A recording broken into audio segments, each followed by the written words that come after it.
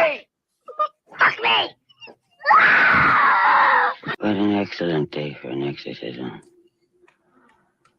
You'd like that? Intensely. But wouldn't that drive you out of Reagan?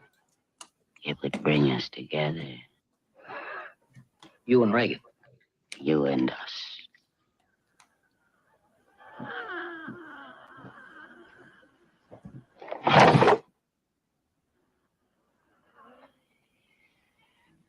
Did you do that?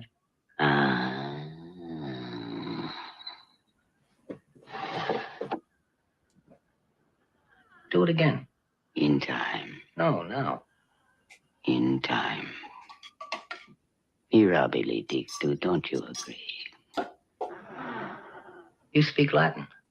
Ego te absolvo. Quod nomen mihi est?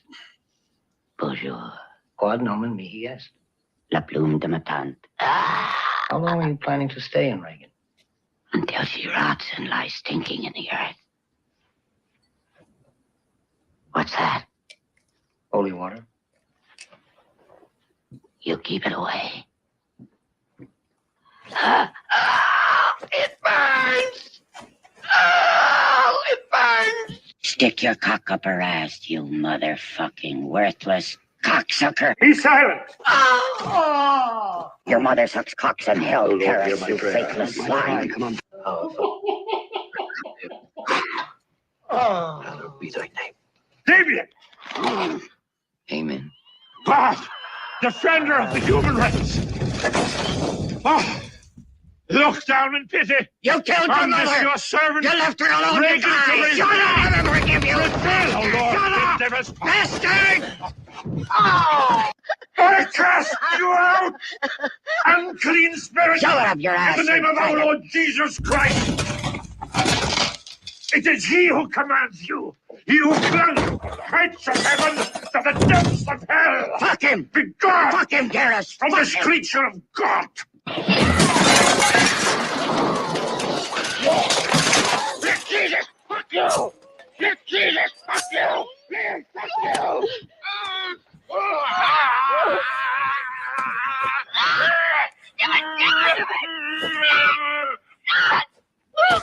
Lift me! Lift me!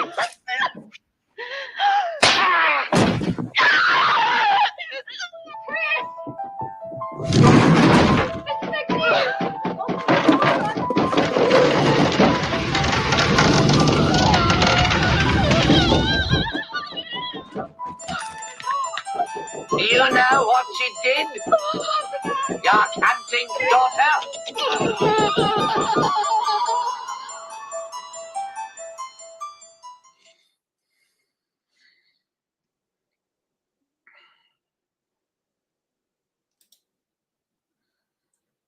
Okay, how's that for an introduction?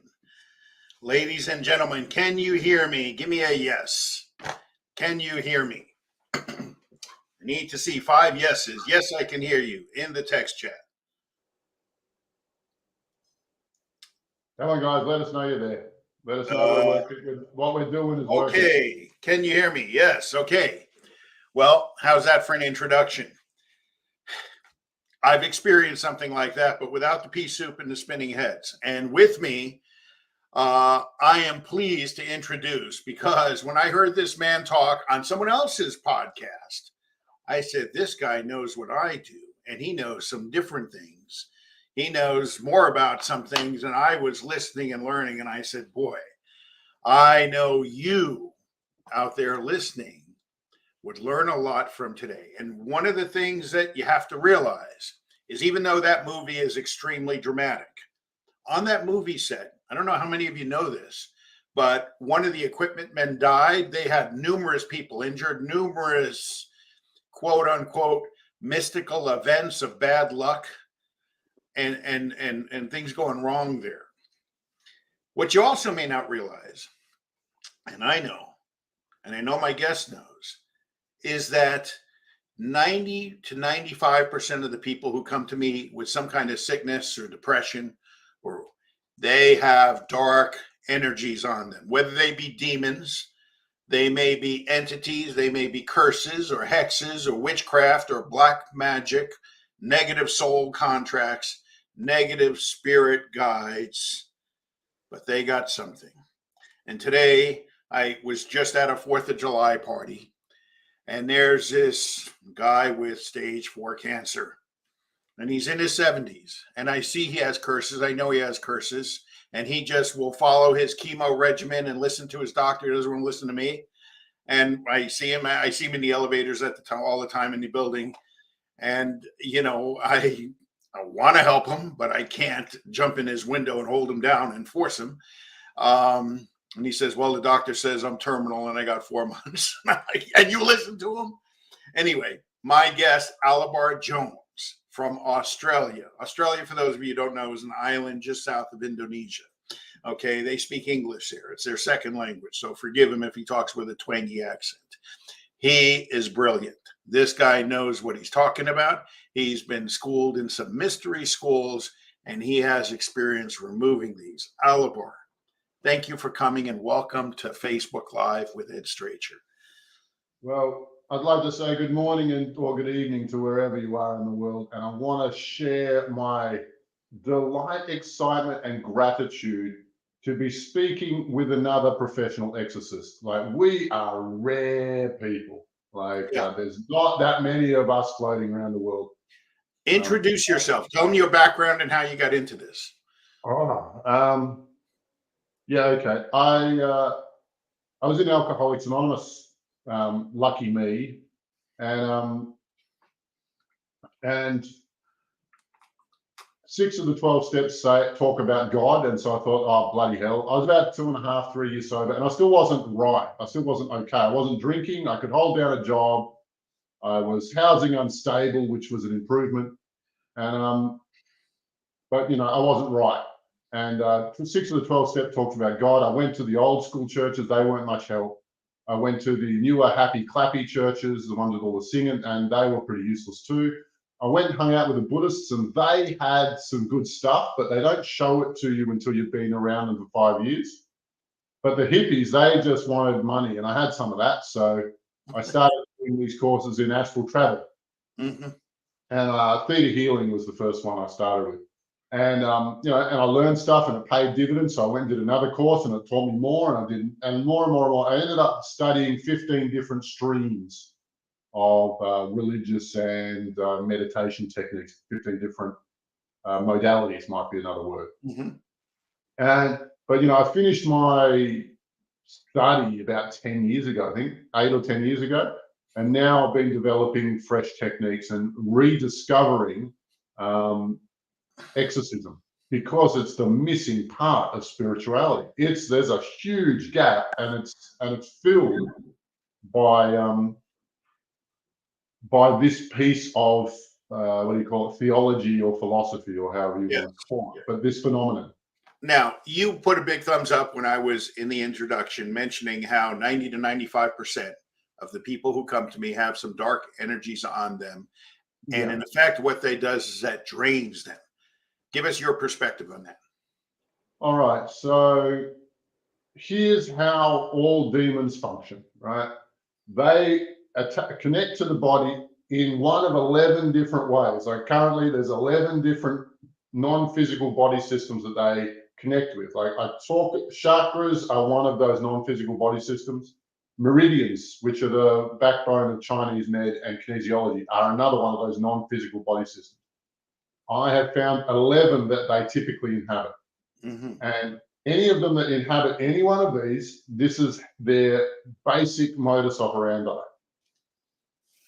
They will stimulate an emotion in you. It's a very specific emotion. It will be sadness, it'll be hopelessness, it'll be hate, it'll be anger, it'll be jealousy, whatever it is that's specific. Alcohol, But that drugs. kind of demon. Yeah. And you will feel your, let's call it hopelessness this time, or your misery, or whatever it might be, right? They'll stimulate you with one point of misery. And then hopefully that'll cause a chain reaction in you where you start to feel more misery and more sadness, and it starts spiraling through your whole system. And then they harvest back 20 points of misery. And that's the fuel that they live on. That's the food they eat, the things that run their machineries, and it also pays for the protection of the higher levels of the hierarchy in demonic culture, because it's a huge protection racket. And boy, I wish I had met you 12 years ago when I was right at the brink of suicide. And for me, when I would in these dark times, in these low times of my life, I would sleep and I would get in my dreams a noose, how to tie a noose. And there was a big tree in the backyard with a big strong branch. And I literally Googled how to tie a noose, and they kept putting this image into my head. Tell us how they do that. Well, just funnily enough, like that's why I joined Alcoholics Anonymous, because I woke up one morning and thought, I'm going to go buy a rope. And I started walking down the street and I go, I can do better than this. There is something else I can do instead of that.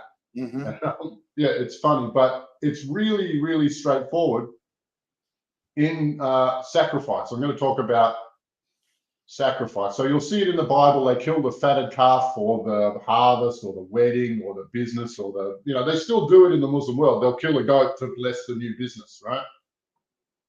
Yeah, when they open up a shop or whatever. And what happens there when the body dies, the spirit then starts to break up or decompose. Mm-hmm. And that is the fuel that can be given to another spirit to eat. And that spirit will then do you a service, i.e. bless the business or the harvest or the marriage or what have you, right? And so suicide is just the dark spirit that's on you cashing in on your spirit, cashing you in, because you've run out of resources, that it can't milk any more resources out of you. So it's just going to sell you off. And the next function is that they reincarnate with you. They come back as though nothing has happened. The time is a different thing to them, and they lose nothing by your death. Now, it's miserable. This is grim. This is grim stuff. Very grim. But look, it's reality. And you got to face reality. If you can't face reality, you don't belong in this trouble. Because you can only escape for so long. And it is a big part of reality. And there's a lot of people out there that are silently saying, oh, that's happened to me. That's happened. Look, and we have a sort of a legacy in the spiritual world from Jerry and Esther Hicks. And I call it orthodox positivity. They say, if you think about your manifestation and then get really, really positive and excited about it. And that's all you need to do. But it's, and that works, but there are drawbacks. There's more to it. If it was that easy, everyone would have what they want, but that's clearly not the case. Now, you said something in a previous podcast that fascinated me, and I was like, boy, this guy really knows it. Because I've had a number of people come to me and say, since my husband died, since my grandfather died, since my auntie died, everything went south in my life and I've been depressed and et cetera, et cetera. And I couldn't understand how that death would affect them, except for the maybe sadness. But you explain that, and I'll ask you to explain that for our audience. Yeah, I'll say it again, and I'll talk about Hindu death rites. Okay. All right, so let's imagine that your wife, mother, your relative has a streak of, let's say, misery in them, or jealousy, or anger, or what have you, right? Mm-hmm. Now, that person will ruminate on that particular topic, the anger or the jealousy or whatever it is, right? And it actually becomes the most cohesive and coherent part of their spirit, like that particular emotion. They put a lot of time and effort and they're built into it, right? So when the body dies, that little part of them looks around and goes, oh no, somebody turned the lights off in here. How am I going to feed myself? How am I going to eat? It becomes self-aware. And what it does is it uses its connections with other people, its emotional cords, its emotional connections, right. And will jump across and feed and plug in to one of the relatives. Right? So this starts feeding off the relatives. So what the Hindus knew all about this. So what they would do is they would regard the family as unclean for the next 2 weeks, at least 2 weeks. And when you're unclean, it means they isolate you from the rest of the community, and they smudge you 3 or 4 times a day. They use the smoke. And every religion uses incense or sage or something like that. Right. Everybody uses it. Why? Because it's caustic to negative material or negative emotion on the astral plane. So it burns off any connection before the thing can really plug all the way in. And once it's plugged in, then you've got a serious problem, because you not only have a negative being, and it's always a negative emotion. You don't inherit your family's joy or excitement or anything like that, because those good spirits, they wouldn't do that to somebody. They wouldn't exploit somebody that way. Right. They just, they only want nice things to you. So they're not going to, leech or parasite on you. Right. And this really hammers home the principle that everything has a spirit. And when I explain to someone, and I've been dealing with some hardheads. Hardheads mean men with suits that don't believe in spirituality, and they think what I do is woo-woo, and it's way out there, and they want to trust their doctor and let them cut them up and put an artificial knee in there. And I tell them, I say, look, there's one guy, his name is another way. Well, I said, look, your knee has a spirit. Your knee has a spirit, and the spirit of your knee knows how to repair your knee. But right now it's blocked. What's blocking it could be several things, but A, low energy, B, probably trapped emotions, stories, probably bad language, like, oh, my stupid knee is hurting me again. And people talk like that all the time. And so the spirit of the knee is blocked from repairing the knee. So when I help someone repair their knee, we got to unblock that and then always raise and heal the soul. The soul is what heals the body. It is the only thing that heals the body. And this is what the big pharma does not want you to know. They want you to think you need their drugs. And as I was explaining on another podcast today, I said in ancient Greece, the father of modern medicine, Hippocrates, well, who was his teacher? His teacher was Asclepios. Asclepios was the grandson of Zeus. Asclepios healed with energy, comedy, and music. That's it. So I try to make as many jokes as I can. Okay, we play music. Look, what we do is very, very grim, and if you don't counterbalance it with a little bit of humor, you're in trouble. Because it is a silly situation to be in. But I find that all of your emotions are stored somewhere in your body. And if you have a set, and they're all stored in very specific places. Your heart is where you love people, connect. Grief is stored in the lungs. Your self-confidence is stored in the small intestine. Your anger is stored in the liver.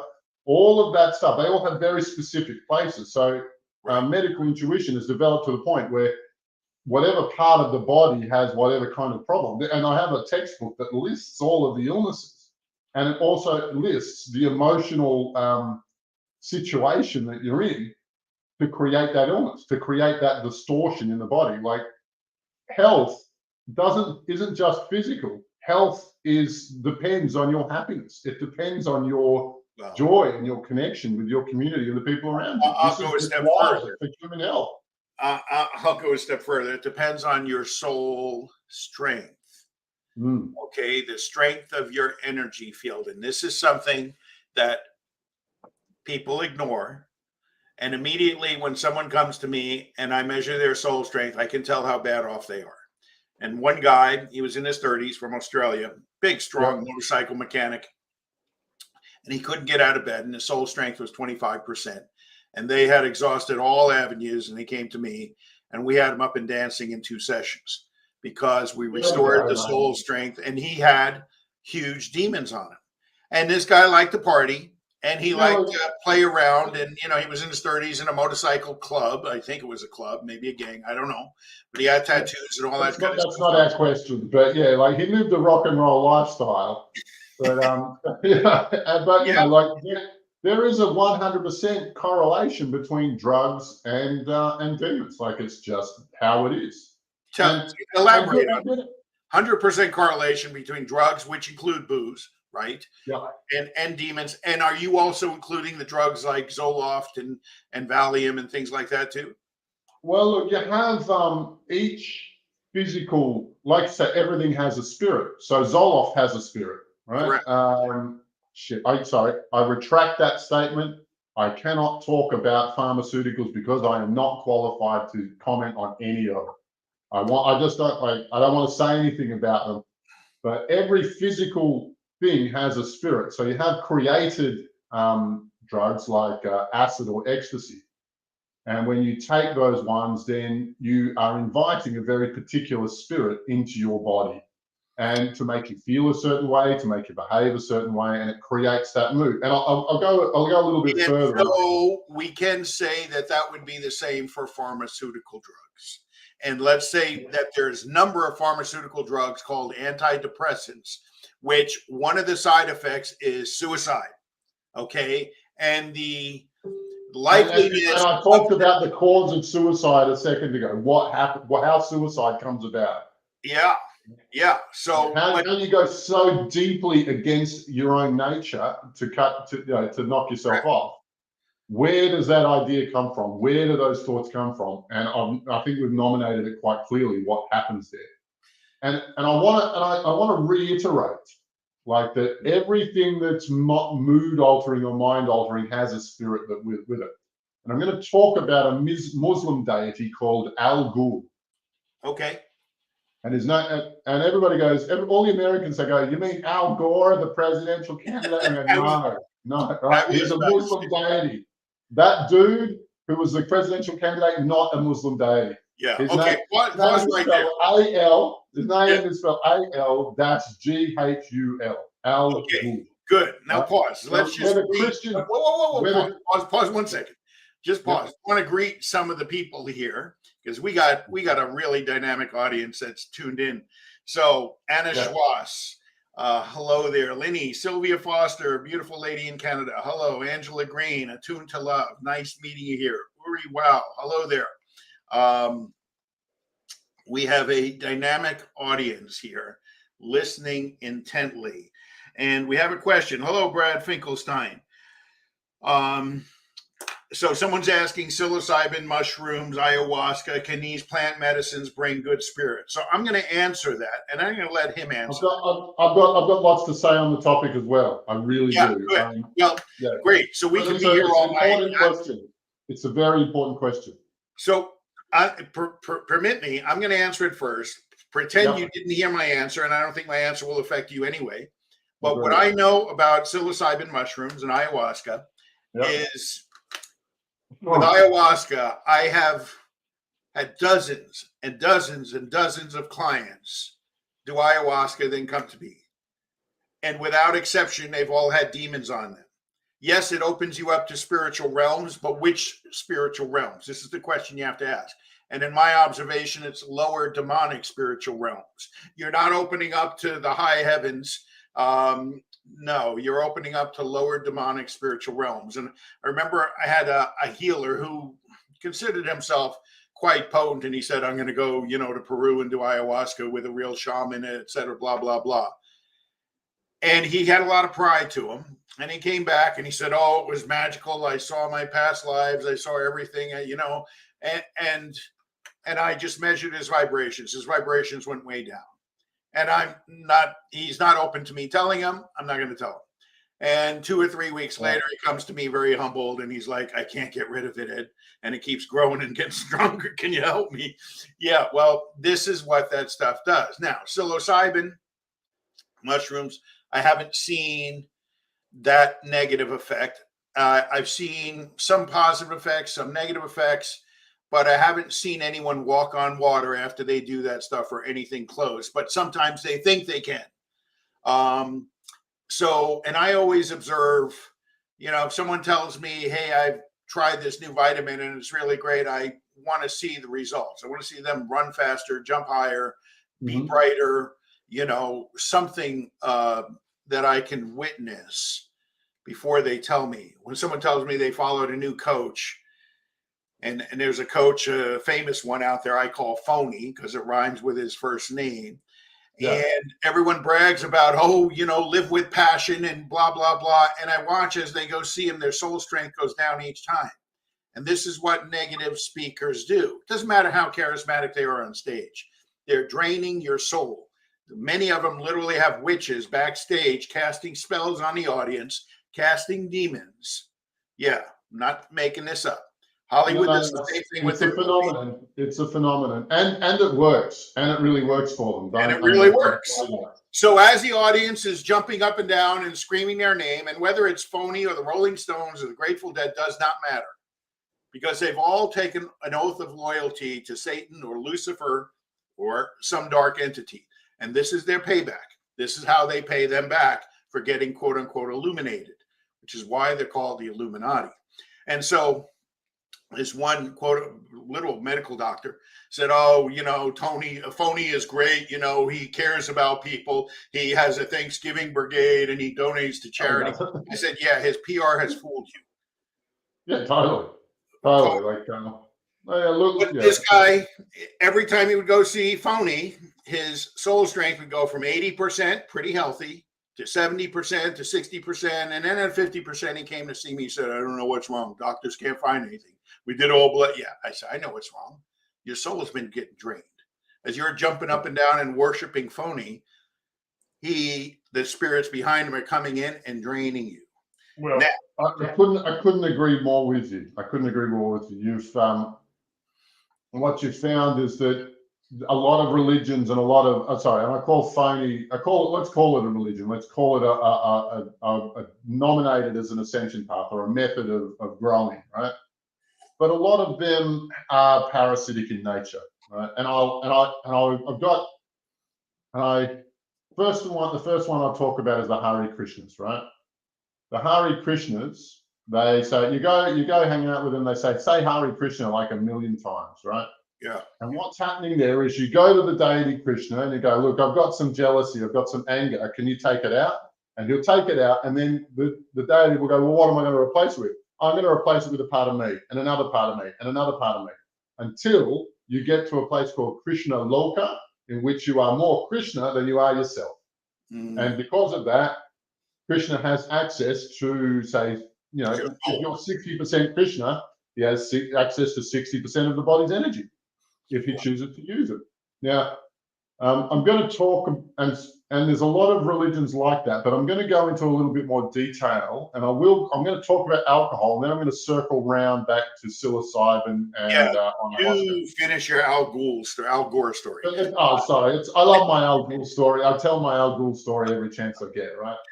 Because it's such a discovery. It's such a discovery, right? Like, so there's this Muslim deity called Al Ghul, and where the Muslim and Christian empires met, in Spain, he's called alcohol in Spanish. In English, he's called alcohol. And so when you drink spirits, and drinking spirits, back in the day, they knew exactly what they're talking about. You're taking the spirit of Al Ghul into your body, and he'll make you feel things, he'll make you do things, and you'll act a bit weirder than you normally would. But you see, the Muslims don't like him very much. The Irish seem to love him.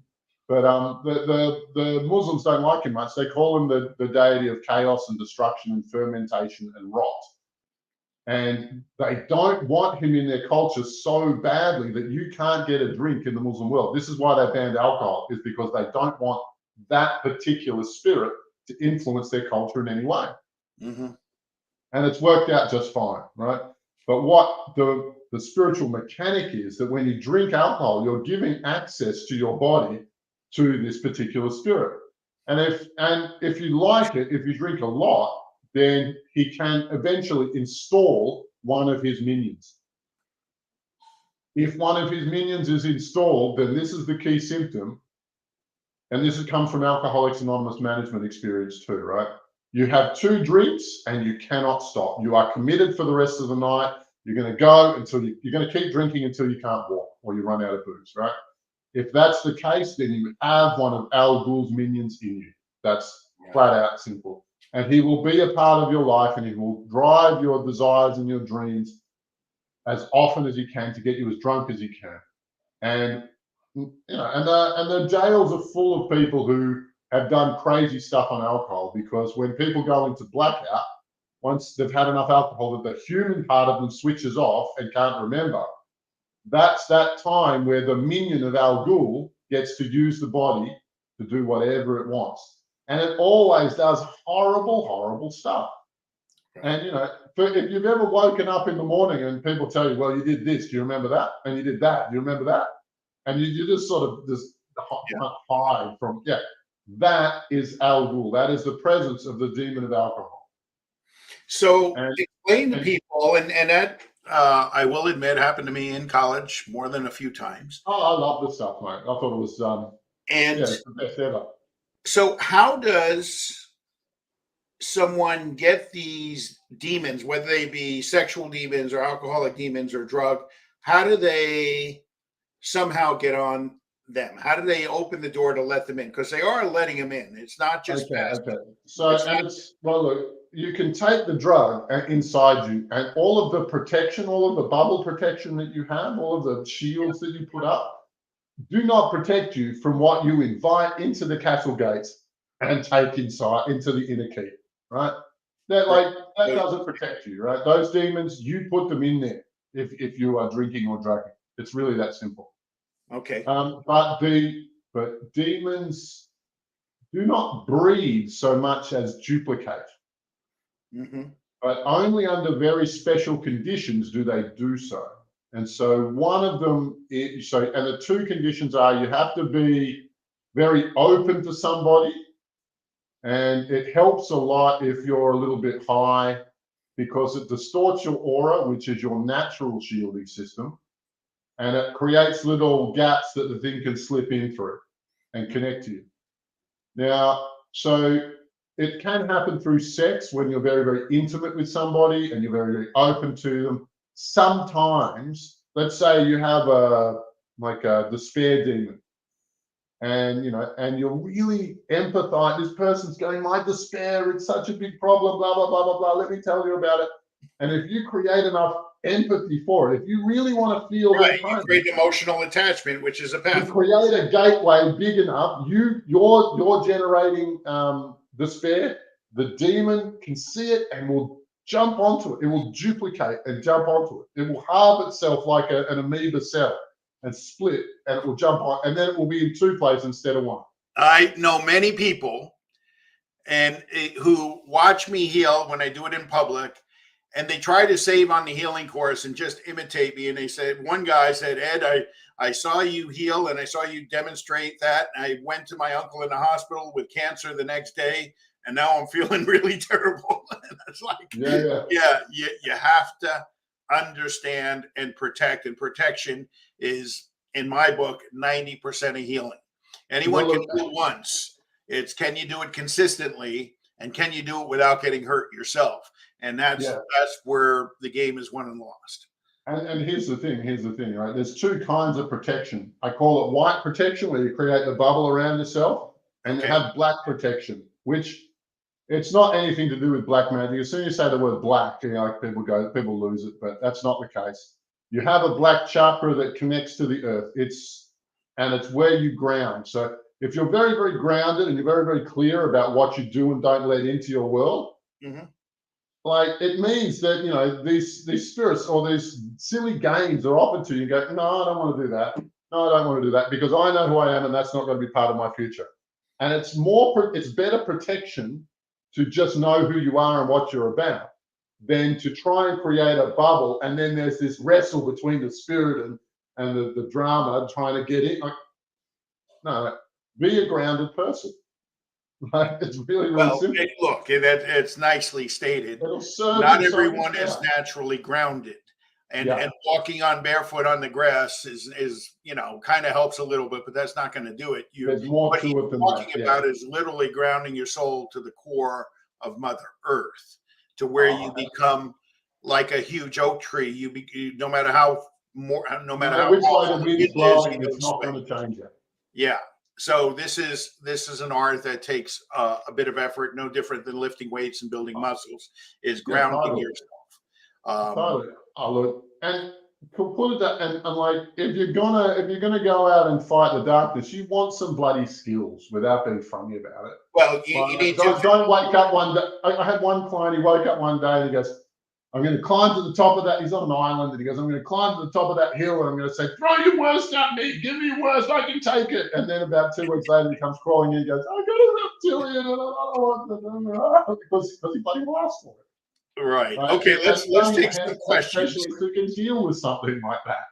Let's take some questions, and I want you to come around to psilocybin and. Yeah, I will come back to that. And not ashwagandha, but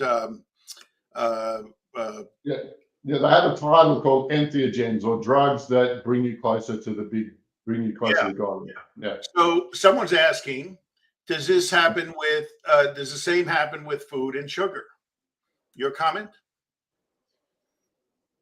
I would say yes. So sugar is an addiction. Sugar and can be an addiction. Sugar, I really link to irresponsibility. Okay. Right, which is like if there was an emotion that sugar was, it would be irresponsibility. So if you're eating a lot of sugar, you're going to be living the kind of lifestyle that demons would enjoy hanging out with. Yeah. My consent. Sugar, and I admit I've been on a bowl a day ice cream habit, on occasion, and it's hit me since about 7 years old. So someone says, Roxy and Lulu. Hi, Roxy and Lulu. How do you rid them, is I think what she's saying, when you've been exposed to them? Okay. Get professional help. Get training. Or get professional help or get training. Get professional help. Now, professional help, here's the thing. Psychiatrists, psychologists, they're not going to help you. No, they don't get it. They're not going to help you. And most psychologists and psychiatrists end up having serious problems. See the movie What About Bob? Okay, I've got lots to say about them. Yeah. So what you need to do, what I teach, and I want your answer too, Alobar. So this is where we're comparing notes. And what I think from the audience's standpoint, when they hear your perspective and my perspective, they get to balance and see what works for them between the two. So having two teachers on the same subject can be very beneficial. So what I teach is to raise your energy, raise your vibration, raise your spirit of love. You connect to your star. And yes, we all have an individual star up there that we resonate with.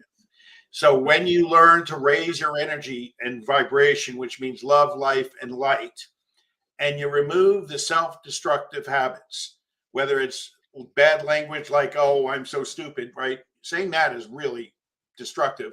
Yeah. But not only that, but things like tattoos and booze, drugs and cigarettes, anything that's self-destructive is going to hurt, because you cannot have self-love and self-destruction at the same time.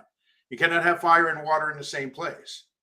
You cannot have self-love and self-destruction. And to heal, you need self-love. To get these things off you, you need self-love, and no one can do it for you. So if you came to me as a professional, yes, I can help you, I can guide you, I can coach you, just like a coach in the gym, but you have to lift the weights. You have to forgive your mother. I cannot forgive your mother for you, okay? And that's the ultimate responsibility that we have for our own soul, not the body. Mm-hmm. Body comes and goes, but the soul, which is eternal, you have the responsibility to rectify it. And I'll tell you an even more profound story. Great healers like Jesus, who had incredible power, and he could lift out of your aura all the self-destruction mechanisms. Well, he had to pay karma for that, because it prevented the client, so to speak, from learning the lessons they needed to learn. So they didn't have to forgive their mother. They didn't have to forgive their ex-husband and go through that. He just lifted that right out of their aura. Well, he had to come back, and this was told to me by one of his masters. He had to come back and pay karma for that, because that person now didn't learn the lessons they need to evolve their own soul, so they commit the same crime. They're going to play the same game again, yeah. It's over again. So this is part of your evolution as a soul in the universe. And yes, you evolve. You begin as a little rock or something inanimate, and you evolve. And part of that evolution is self-responsibility. I don't accept clients unless they take full responsibility for their own healing and their own situation. If they blame God, if they blame their ex-husband, they blame the government, I say, you're not ready. Okay. You have to take responsibility. You know, different than going to that gym and lifting the weights. Yeah, it's a really good analogy. Nobody can lose the weight for you. Correct. Nobody can read all the books and learn it for you. You have to do it yourself. And and you came from a dark place to Lillian stuff. I came from a dark place. We learned it because it was an emergency. We just needed to do this. Mm-hmm. But everybody can recover to a place of incredible happiness and wealth and calm and gentleness and good relationships and joy. Like, it's just a matter of putting in the meditation time. You think about where you are right now and where you want to be. And my answer would be, that's going to take 100 hours of meditation time. That's going to take 600 hours of meditation time for your life to look like that. Well, that's it. That's the whole thing. Yeah. That's his answer, right? We're just comparing. I'm not going to debate him. I'll just say there are faster ways, but look, you got two teachers here. Well, and painters, and they're using different brushes and different colors. So that you decide which one resonates with you. Now, let's just go through. Could you answer again, Roxy and Lulu, when they're exposed and they know they got demons, they know they got temptations for sex, drugs, or whatever it may be. The rock and roll lifestyle. Yeah. What would you tell them and how to get them off? Ooh.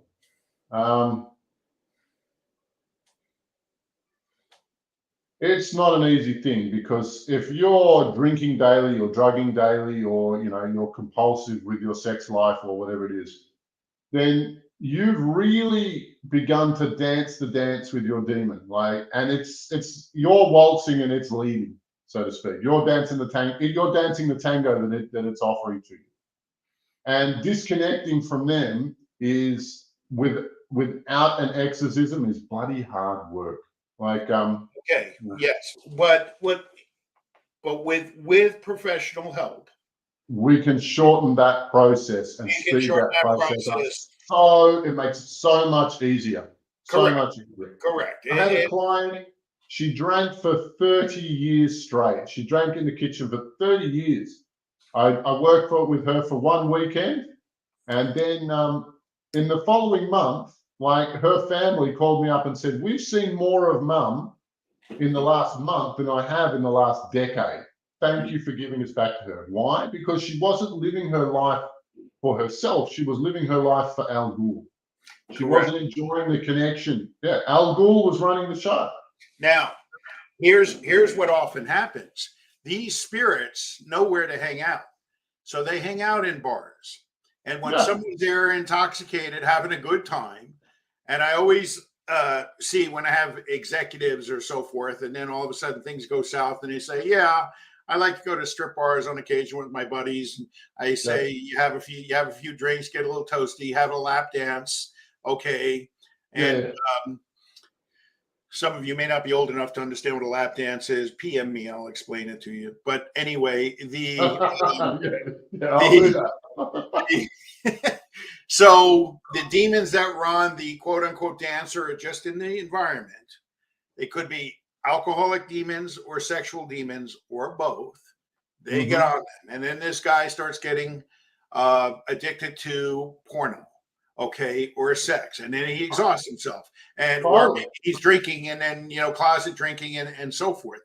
And the drama goes on. Oh, look, and those are ideal environments to them. I once took a class to the casino. I said, "Look, you want to see demons in action? Let's go hang out in the casino, because it's an environment that's not dangerous at all. You're not going to get in a punch up at a casino, or if you are, it's pretty bloody hard work. But if you go to a biker bar, you might get in a punch up. Casinos. But if you go to the casino, we saw these demons hopping from one shoulder to the other, because these are gambling demons. They love it. They love it. And when he says that, I don't doubt it, because one of the things I noticed about you when I saw you on the previous podcast is you have a profound third eye. Profound. I mean, just psychically reading, I could just see that when you said you see these things, I have no doubt. I do not see them.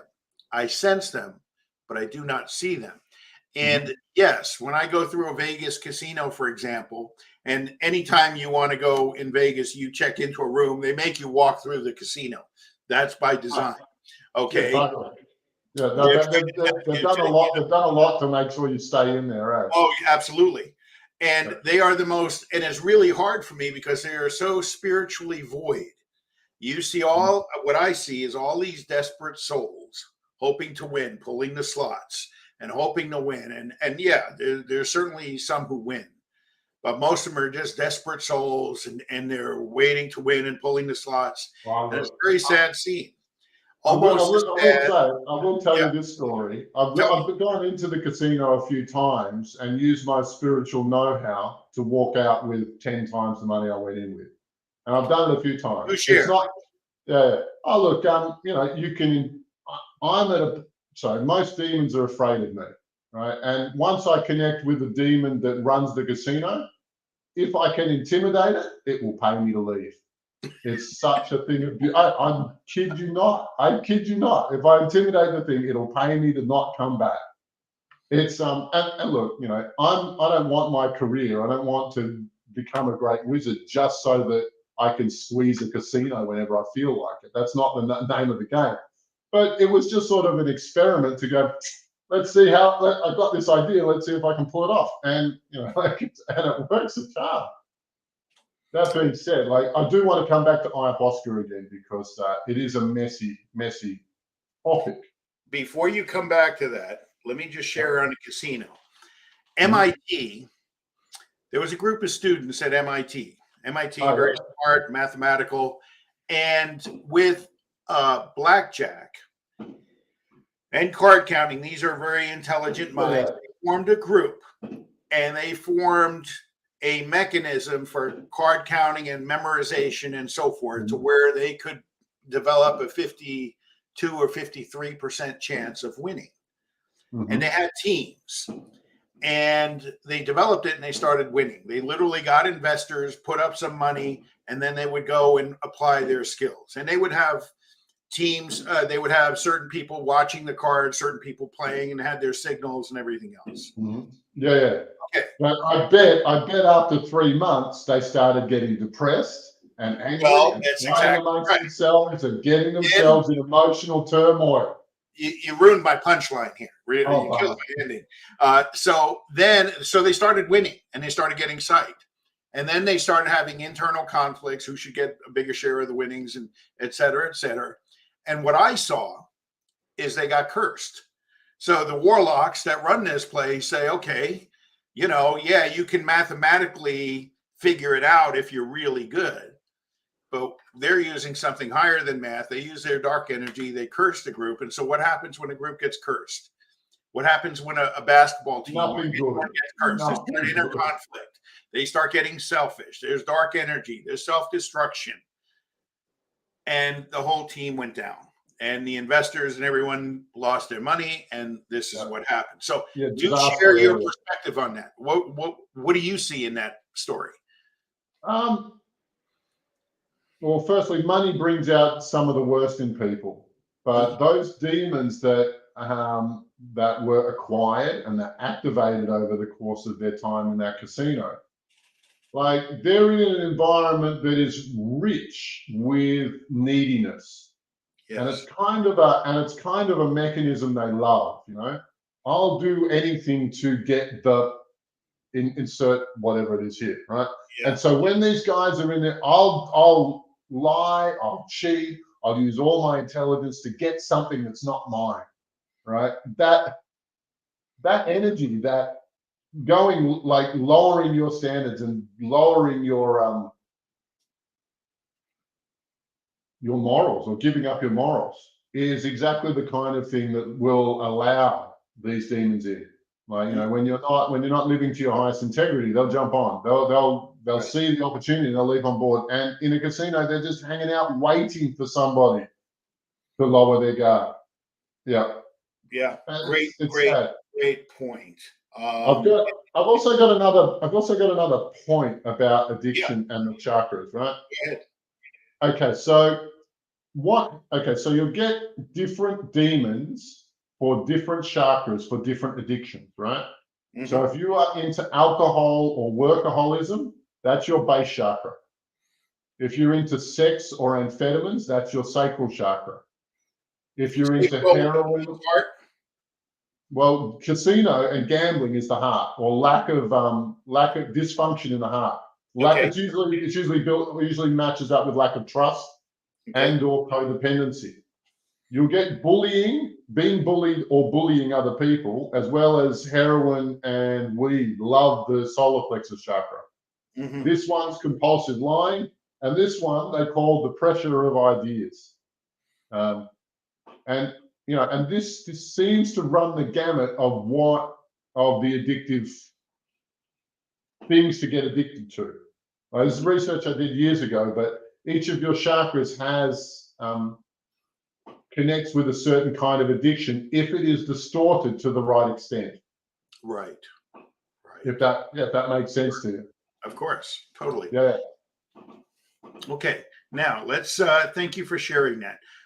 Can you now all right, someone attuned to love. Talk about having to have integrity as a healer. Can I ask you to elaborate? Because that is an open-ended question. Oh man. Well, hang on. There's two parts to this, right? One is that healers are not perfect. We are human beings too. Second, the real impetus for being a healer is desperation. All of the best healers I know, I don't ask about their previous life, because none of it's pretty. Mhm. All of it it's just a massive dumpster fire. Their childhood's a dumpster fire, their 20s are a dumpster fire. It's the same with And comedians as well. yes, exactly, right. Yes. Yeah, Comedians learn to joke about all their despair. Yeah, you don't ask. You don't ask, so how was your childhood? Don't ask that. And That's right. if you're a healer, right, what's happening is that you are working through your individual problems. Doesn't mean you've solved all of them, but you're working through what's inside you. Mm-hmm. So don't expect perfection, but do.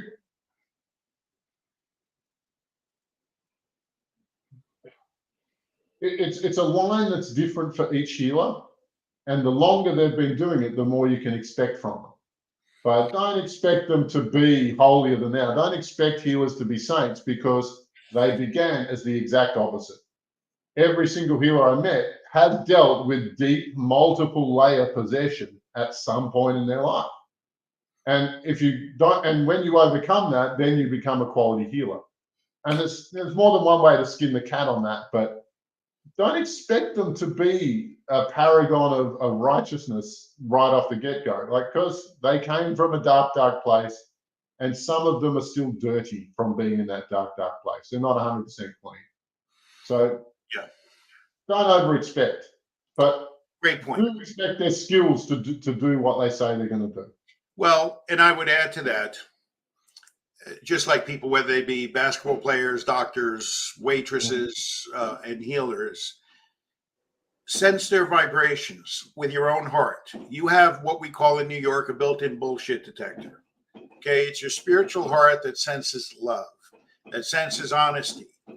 And I can always tell when someone has a potential for lying, because their heart is closed when they talk. Because your heart will not allow you to lie. And if you ever meet, and we all have these people around us, they're beautiful souls that they cannot lie. Their face will crack before they lie, because they're open-hearted people, and lying would actually cause a pain in their heart. And sometimes if they do lie, they get heart attacks and heart problems, because they have lied and they have crossed their own soul.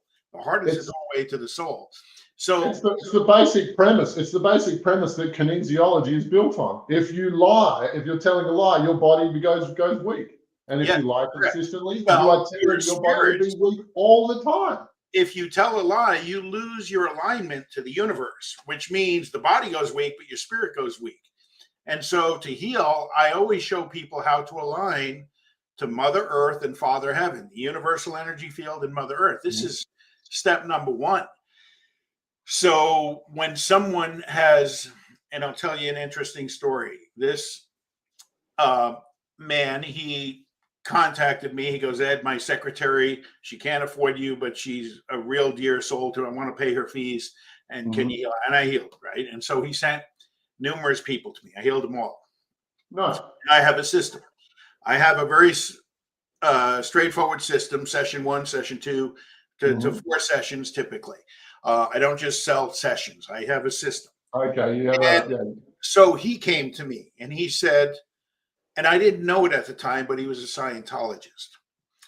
He comes to me and I say, your soul strength is about 60%, which means he's missing out on 40%. This is a wise man, author of 8 or 10 books, and clearly a prominent business person, and he led an organization. And I said, I see negative soul contracts. And I did not know that he was a Scientologist. I said, you got negative soul contracts. He goes, what do you mean? I said, there's something you signed up for in this lifetime or negative or past lifetime, which now is an oath or something that owns your soul in exchange for something. He went silent. He goes, let me think this over. And he never came back because I forced him to the point and I saw what he knew. And he thought it was just physically on his body that, I could heal the bad knee or the bad back or whatever it was. But no, he gave away his soul. And when you join these organizations, whether it's the church, whichever church you think you are in, and people don't realize that, when they say, the Lord is my shepherd, I say to them, shepherds have the right to slaughter sheep.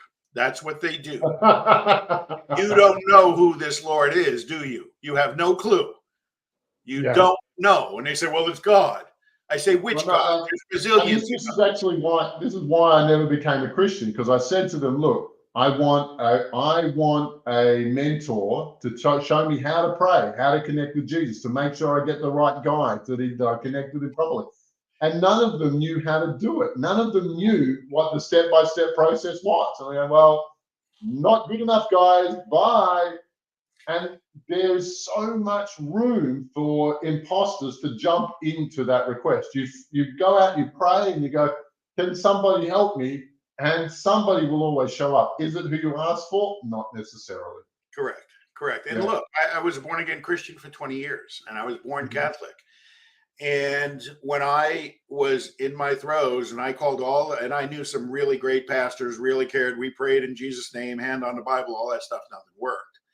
And it was only when someone outside that realm, a man named Raymond Grace, he said he had higher power. And so I went to seek this higher power. And so I'll just put it out there bluntly. The Pope, and I published this, now Facebook won't allow me to post it on online, but you can see it in Google, YouTube. Pope declares Lucifer as God. And Lucifer plays both the God and the devil. So he's got you. So if you believe in that God versus devil, he's got you. It's no different than watching a basketball game, and you got team A and team B, and you're rooting for team A and you don't like team B or vice versa. Doesn't matter. You're trapped in the game. The truth is outside the game. The truth is outside God versus the devil. That's the dichotomy where the devil is this guy with horns and, is evil. And then, quote unquote, well, I'm going to believe in God. I'm going to go to church. Yeah, well, they got you still.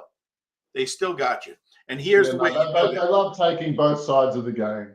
They love it. Yes, correct. That's why there's only 2 parties in just about every country, 2 political parties, the left and the right, because they control both. Now, here's what you know. And I have this discussion with many well-meaning Christians who really do their part to obey God, and they've got clean orders, and they're really good people. And I say to them, and they're quoting me biblical scriptures left and right. I say, well, Jesus said, anyone who believes in me can do the same as I and greater. I said, list me how many people you know. Well, not many. No, not many. How many? Zero. Zero. Because Zero. you And he join said the it right there. church, you join the church and you follow the book, you are not going to learn the magical powers that Jesus had. You are not going to become Jesus through the book. They don't teach those skills. And I was actually speaking to somebody this morning, and they go, "Are you Christian enough? Are you? I'm a Catholic, and I want to know if you are, if you're into Jesus." And I said to her, "Well, why do you care? Like, what? You've got a problem you want solved. Do you want it solved, or do you want the Christians to pray on it?" And I turned around. And I said to her, "There's a passage in the New Testament where Jesus' disciples run up to Jesus and go, 'We found somebody who's casting out demons in Jesus' name, but none of us disciples know who he is.' And they came back to Jesus. They go, 'Jesus, what are you going to do about it?' He goes, 'Nothing. He's doing good work. Get out of his way and let him go.'" Right? And then I said to that person, if you insist that I follow the church, then you're not following Jesus." And you should Jesus said, nope, I could just see her freak out and go, "Oh, really? Is that how?" That's right. The devil is evil, but he's not stupid.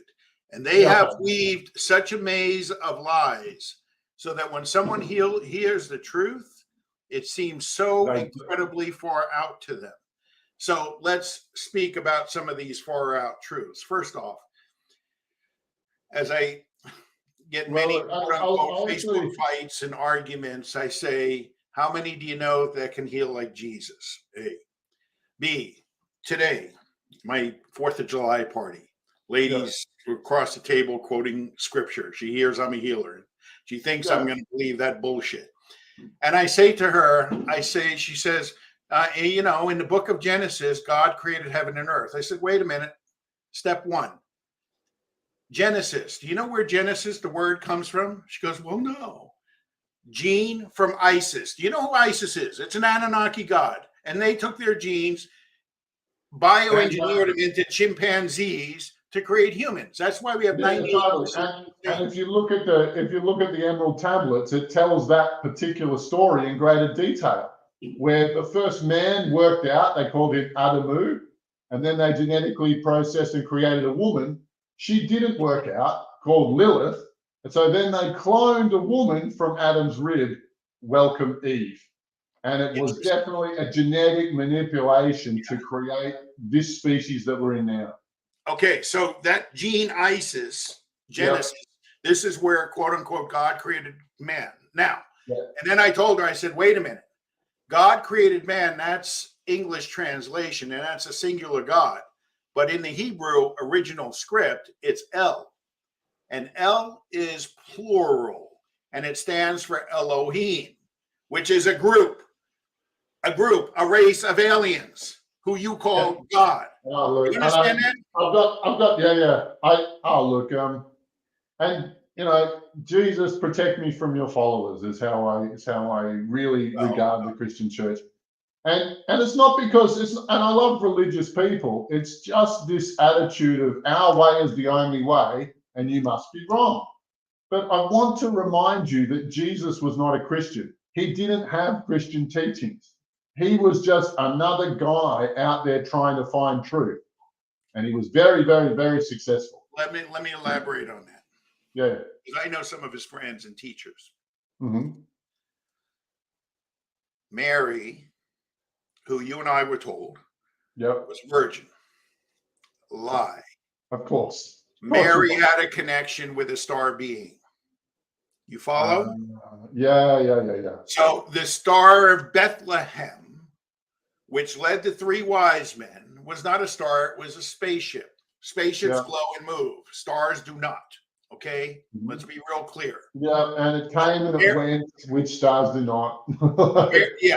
Mary could not admit that. She would have been stoned and killed to death. Okay? She could not admit that. She gave her body to some biker who gets out of a spaceship. Some cowboy who gets out of a spaceship. Every trap needs bait. To lure the mouse, the stupid mouse, you need some cheese. To lure the fish, you need a hook and a worm. Okay, you need bait.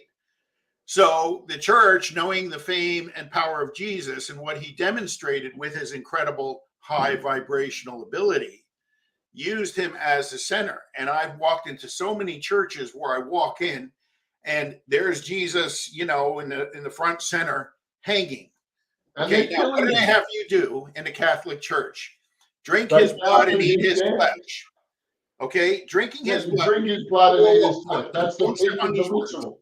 Don't step on these words. They have you drink his blood and eat his flesh. That's a satanic ritual. Yeah, like you're supposed to drink human blood and eat human flesh. And they're thinking they're being holy and being closer to God. And here's the thing that I do that usually cuts my Facebook friends list in half. Okay. I mean, they leave by the masses. I say, you ever notice that these people who are saying God bless and, anytime something good happens, well, with the strength of God, I was able to, they have almost zero spiritual power because they're giving it away to these dark entities. They're giving it away to the Elohim, which they think is God. No, it's a group of dark aliens that control the planet. Well, and let's Christian bashing's easy because like there's tons of contradictions in what they're doing. And I even saw somebody question if Rome itself ever converted to Christianity or did it stay pagan all of this time? And I can't be sure of the answer to that. I haven't looked. Well, and it doesn't really matter because you and I weren't there. And all we have is books. But here's something we do have. Do you know this is a whistleblower secret? You remember we were taught that the Library of Alexandria in Egypt, which held all the world's knowledge up till that point, burned. That's what we were told. And all the world's knowledge disappeared.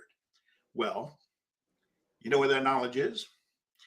A CIA whistleblower who had special governmental, high-level, top-secret access to the Vatican Library went down there. And before his death, he revealed that all those books that showed about alien races and the origin of man and all the real truth was hidden in the Vatican Library, which we know is miles and miles and miles of ancient texts.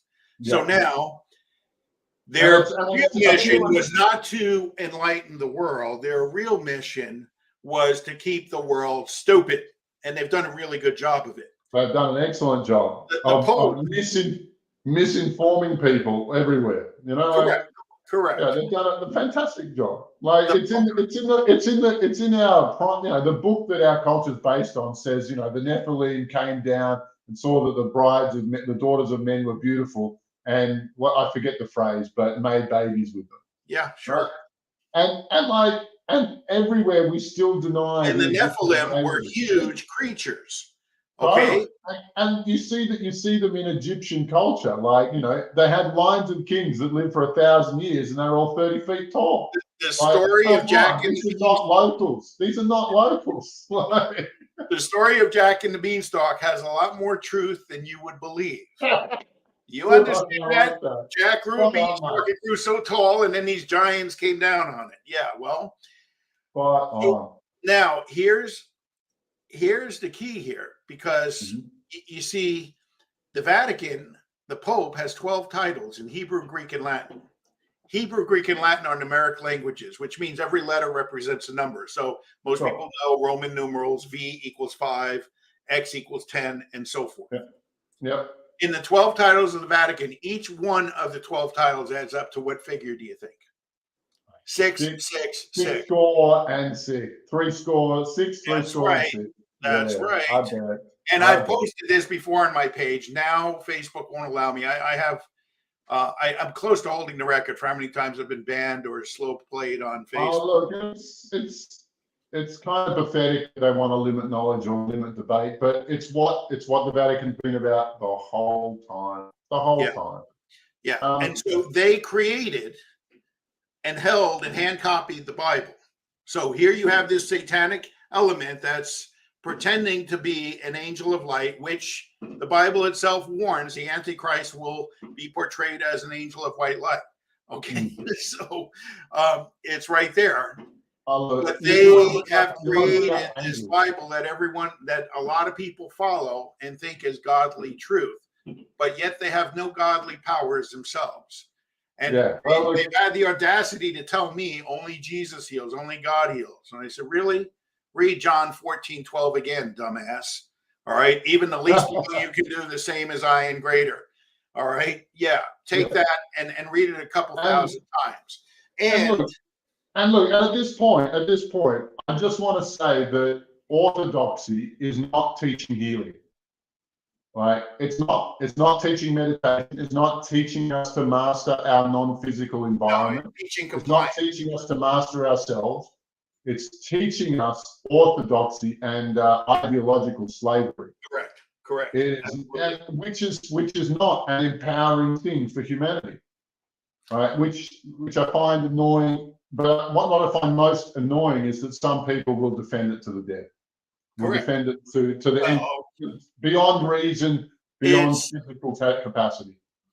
There's no easy way to tell people they've dedicated their lives to a lie. There's just no easy way to do it. Oh, look, and look, it sounds like both you and I have read the damn book, but now, it's probably a book club that's gone on too long. To be fair here, just so you know, Alobar and I, when I saw him on another podcast, we had a 5-minute conversation and then here. So we have not conspired or talked. We're not buddies. But he and I are resonating on the same truths that we have seen. Yeah, two high-level professionals come to the same conclusions. We're on the same page with that. I think, and it's not that we are sorry. And this is because we're both trying to find the truthy truth of it. Like if religion had something, it's important. It's really important. It's not just a philosophy. It's not just a bunch of ideas. Think about every religious text wants to, they didn't have much room to tell their forebears what they knew, right? They didn't have, they only had like 50 pages. What are you going to pass down in 50 pages that goes to all of your descendants for all time? And it was important stuff, they only wrote what was really, really important. But universally across all religions, they mentioned demons. In Christianity, they call them demons. In Hebrew, they call them Ouija, from where we get the word Ouija board. In Islam, they call them jinn or genies. In India, in the Hindu religions, they call them butpret. In the Chinese religions, they call them mogwai. I've seen a translation from Bushido, which calls them hungry ghosts. These things all religions, in the very, very limited amount of information that they had to share, they all told us about this phenomenon. It's really important because it's something that's capable of derailing a whole culture. And we're watching it now in our world. We're watching that dumpster fire burn away because everybody's out there trying to steal everything they can get their hands on, and there's nothing left. I'll tell you a story to exemplify just what you said. Yeah. I have, as many of you know, Lil Eddie. He's a godson of mine, now 19. Okay. So when Eddie was 11 years old, we're swimming in a pool in a hotel that we were staying at, and he had just swam like 12 laps without stopping. I was so proud of him. I said, okay, now you can go up and watch your cartoons, because that's what he loved to do, which I restricted him from. Yep. So that was his reward. So I go back in the hotel room, and instantly, and this is maybe 45 minutes later, so he was watching cartoons for 45 minutes, and instantly I say something, and he gets hugely angry and gets in a fight with me. Now, in a previous life, I would have just fought back or just thrown my hands up and said, geez. But now I saw the black in his eyes. I saw the black in his eyes, and I knew he had demons. And this is what demons do that causes irrational hostility and conflict. I put my hands on his shoulder, raised his vibration, raised mine. This is what I know to do. Mm-hmm. And he shook for a little bit. And then the calm, happy, beautiful child that he is was back. And he apologized to me. But literally, that's how they come on, and that's what you see. So when I see spouses arguing, or family members, or whatever, or office conflicts. One guy ran an insurance office. He hired me He said everyone's backstabbing and bitching about each other, and productivity is really low. I did an online session for 10 minutes with him, and all of a sudden people were smiling and there was harmony. Well, you can do that, but demons have this negative effect. Now, it's even worse because as they drain the soul and the soul gets weak, then the body gets weak, and this thing called dis-ease comes on. So when people tell me they got cancer, tuberculosis, or they're feeling lousy, I know they got darkness of some kind, inevitably. And most people don't. In fact, I see a lot of people, please pray for me. You know, I'm going in for an operation. I say, you have darkness. They ignore me. That's kind of, taking a poop at the party. No one really wants to hear that stuff. They think that, the traditional way is an operation and drugs for life and debilitating pain. All those are a signal of an inferior technology. If you're on drugs for life, it means we don't have a solution. We just have a stopgap that we can keep using forever and ever. Well, remember when I said about Asclepios in ancient Greece, we're talking 400 BC. The Romans came in with a superior army, smashed everything to pieces, took what they could and claimed ownership of it as the Holy Roman Empire, but it was really from ancient Greece. And they quashed this natural healing ability. They quashed it. Now, in addition to what I mentioned, Zeus, Asclepios was the grandson of Zeus. Zeus was an ET. This is part of why they call it Greek mythology. The Greek gods were childish. They were all into adultery, and they all had it off with each other. Well, hold on. That's what you read. They fought everybody, and they go like, "Who people?" This is like you got to understand. This is a Hollywood bloody. When they want to hide the truth, they will create lots of misinformation and disinformation. I'm not doubting some of what you say is true, and I don't know. I wasn't there, but I know not to trust, because the dark side is very crafty at crafting misinformation and disinformation. So, for example, when Julian Assange got arrested, or they didn't want him printing and publishing what he was doing about the secrets he uncovered about the gross corruption of the U.S. military, State Department, Hillary Clinton. They brought him up on sex charges. They found women that would claim that he raped them. Who have since recanted their testimony. But he's still in jail. This is what the dark side does. They'll do it to anyone who's a threat to them. They've done it to me. They'll do it to anyone who goes out. And this is why those people in the Illuminati, they have to attend these sex parties and things like this so they can get footage on them. So they say, if you ever spill the beans, if you ever blow the whistle, that's what Epstein Island was for. That's what the Playboy Mansion was for. Like, so that everybody who's anybody, they got dirt on them. Correct. And there's many more places like Epstein Island that you don't hear about. Anyway, come back to your story on ayahuasca and psilocybin, please. Okay. Let's return to this, because I think a lot of the things that make you angry make me angry. But I was talking about the Hare Krishnas, and how like if you follow the Hare Krishna religion, then you become Krishna and not yourself. And if you drink enough alcohol, you will become Al Ghul and not yourself. Now, ayahuasca is a different kettle of fish. It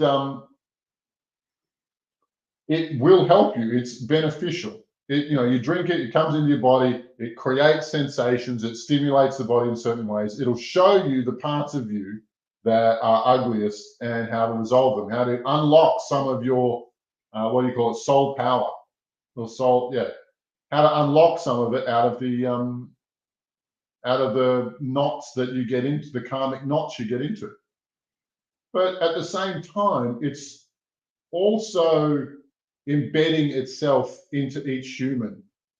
And so it's creating, in part, a parasitic relationship. It's broadly beneficial to help you heal through. But after you've had, you see these fanatics come through who can't see any other way of healing. It's because this idea is installed by the deity of ayahuasca. That's why I said I've done ayahuasca 20 plus times. Yeah, exactly. I have a friend of mine. She's one of the leaders of a Santal Daime cult, which is an ayahuasca cult with a Christian bent. And you know, they're nice people. They're good people. But like you say, anyway, I don't play with them. Is the point? I don't go out and play with them. So do you see what I think is happening here? Yeah. What I think is happening here is that ayahuasca is slowly colonizing human consciousness. Each individual, it takes over, say, 1% of their personality when they drink. And over time, just as a number, I don't know what that number is, but a tiny percentage of their personality, and that's cumulative. And so in the end, some people are living for the betterment of that particular deity, and their lives are oriented specifically on that.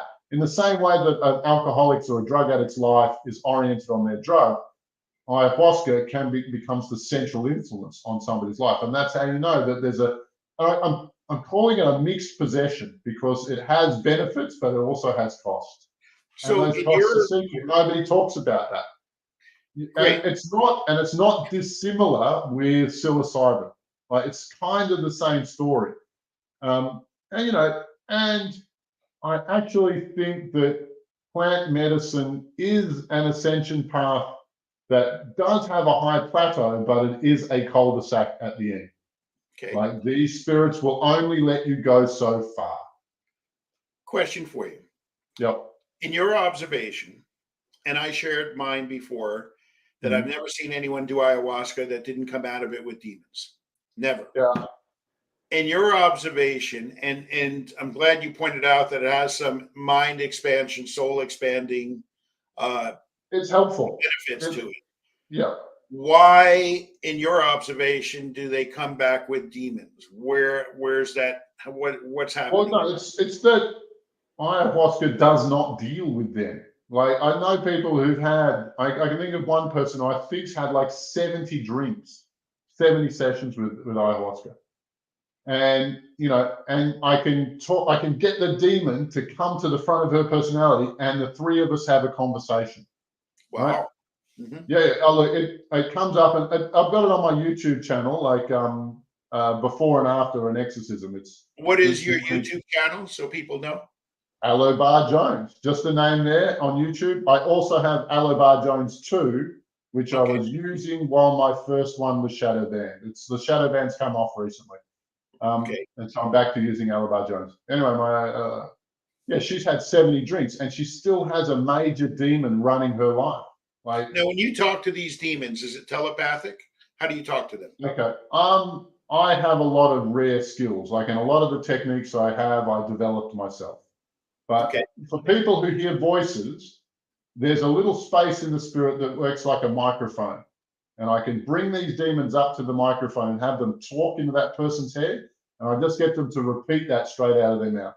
And it's immediately clear who I'm talking to, which one I'm talking to, the human or the demon. It's very, very clear. And it reveals something, like those conversations are incredible. And it reveals some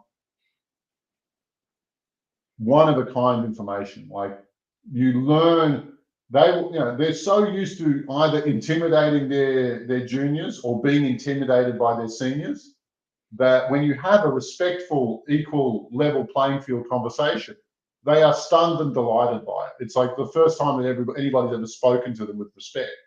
That demonic culture is not one you want to live in, mate.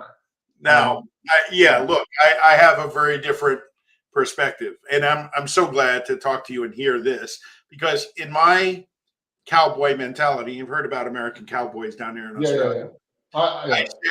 I say to them, when a client comes to me and they got demons, I tell the demons, I say, look, I'm going to give you a path to ascension, and you can go to your next stage, or I'm going to obliterate you. You have a choice.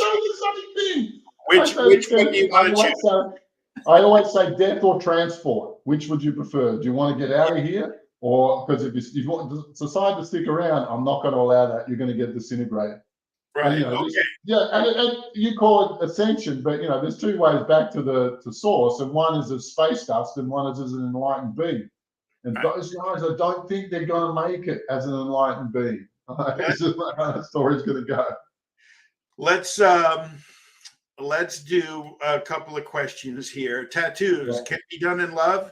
Well, look, you can put toxic ink that's carcinogenic on your skin and think it's love, but to me, it's self-destruction. Not that they don't look pretty and so forth. Many people on it, but it's toxic ink that's carcinogenic. Look it up, Google it. You will see numerous studies on this stuff. All right. You know where people choose to put tattoos?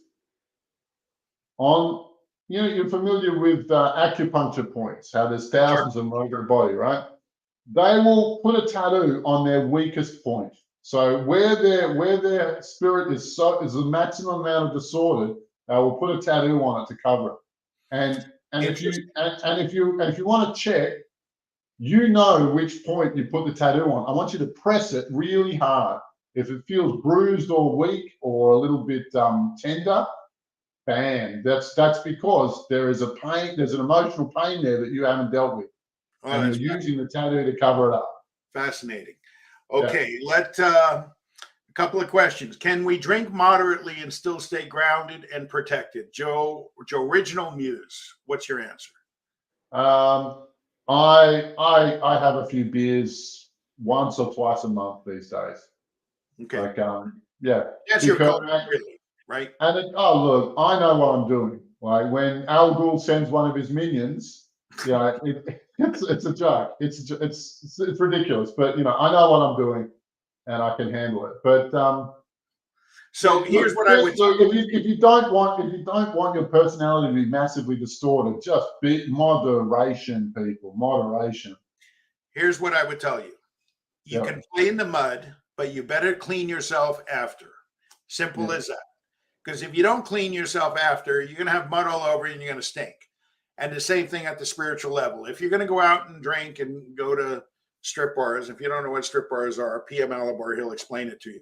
But you're going to have quote unquote wild fun. And I'm not suggesting being a church boy or an altar boy or Boy Scout or Girl Scout, whatever. Have your fun, but you better clean yourself after, and if you don't, you're going to pay the consequences. Look, I can't preach Puritanism. I do live a fairly pure life, but I'm realistic and think that nobody's going to quit everything just because I say it. Okay, so Lee Dimeo Coffee very poetically asked, can't we get these motherfucking demons out once and for all of humanity? Lee, wrong planet. Okay, other planets, yes. Actually, planet. I have a story to tell there. Oh. All right. So when I'm doing exorcisms, I talk with a lot of alcoholics, and I requested that the alcoholic minion in this person give the phone to the highest intelligence in the. I want to talk to Al Ghul Senior, the big honcho there. All right. Yeah. Fascinating conversation, and he and I have a very interesting relationship, to say the least, right? But this is the story he told me. He said he experiences what all of his minions experience. And so he said, it's like living in a room with a million TVs, right? And every show I'm in, and I'm in all of the shows, is somebody in blackout. And I see fist fights, I see arguments, I see car accidents, I see people getting arrested, breaking up, divorces, cheating, like all of it, the entire gamut, right? And he goes, and that's all I see from a million places, 24 hours a day, 7 days a week. And he said, I said, so you're miserable, aren't you? He goes, damn straight I am. And he said, I offered to euthanize him. And he says, that's what I really want.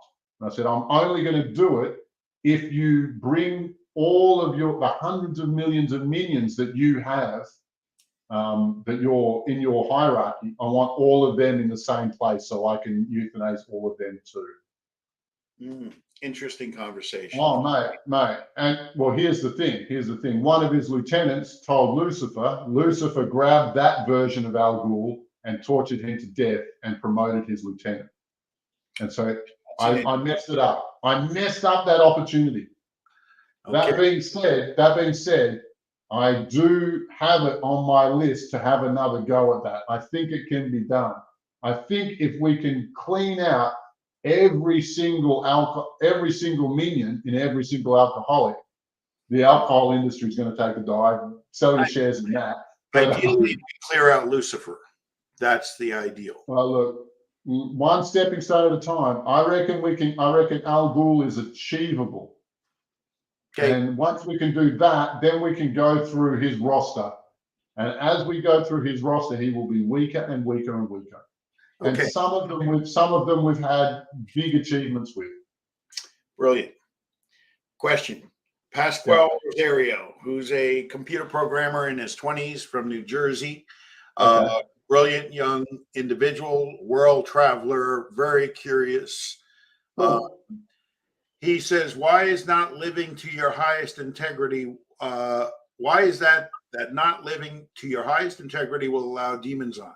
What does integrity have to do with it? You want to answer? All right. So I did talk about demons duplicating and jumping across before. But what they need to see is that emotion. They need to have you generating, underhandedness or dastardliness, or you have to be generating a second-rate emotion, a bad emotion that matches theirs. Yeah, you have to open the door somehow. So if you lie, it creates a dark space in your aura. That's where they enter. Okay. Yeah, and all of the deception demons love that. They go, oh, right. So you're generating deception. You're giving me something to grab onto. When I try to jump from this guy to you, you're giving me something to hold on to. You're giving me a hook. Right. And so living in your highest integrity, you never generate those hooks. Now, another way to explain it is you are pure love. And if you live in your heart and you are pure love connected to infinite love, okay? Now, as soon as you go to your head and say, no one's looking, I can take that cookie and no one will notice, okay? You cut off the heart, you go into your mind, you take the cookie, you think no one's noticed, okay? But now you've got to cover that up. You say, no, Mom, I didn't take the cookie, okay? And now you've covered up your heart, you've disconnected from infinite love, and now you become darker, and that's where they can see, and that's where they'll jump on. What's worse about lying is that every lie that you tell has to generate another lie. Correct. So I didn't steal the cookie. So then where did the cookie go? Oh, I think my little brother took it. Oh, yeah, no, I saw him. Yeah, I saw him with the cookie. And you just have, every lie needs another lie to cover the original lie. And you end up with this structure that is so weak. And the truth can always push the whole thing over. It is pathetic. Thank you for that. This is why we have younger siblings. Okay. Okay. Isaac Flores, walking on the edge is for learning and growing, not for greed. Interesting how we tear certain things to grow our truth. Yes. Lee Coffey, I accuse my 21-year-old son of being a narsaholic, narcissist. Seem to roll. I see that term used quite often for people who just don't agree with their principles. Sorry. Yeah, exactly. But it's only a small percentage of people who actually are narcissistic. And there's a particular breed of demons that they have. If somebody is, I'm told someone's narcissistic, I scan them for that group, that faction of demons. If they don't have them, then that's not true. It's somebody just spreading rumors. Yeah. Cindy Murphy, it rocked my world to realize how much I've been lied to my whole life. Yeah, well, and the TV and the Walt Disney cartoons. And, I lived in Ukraine.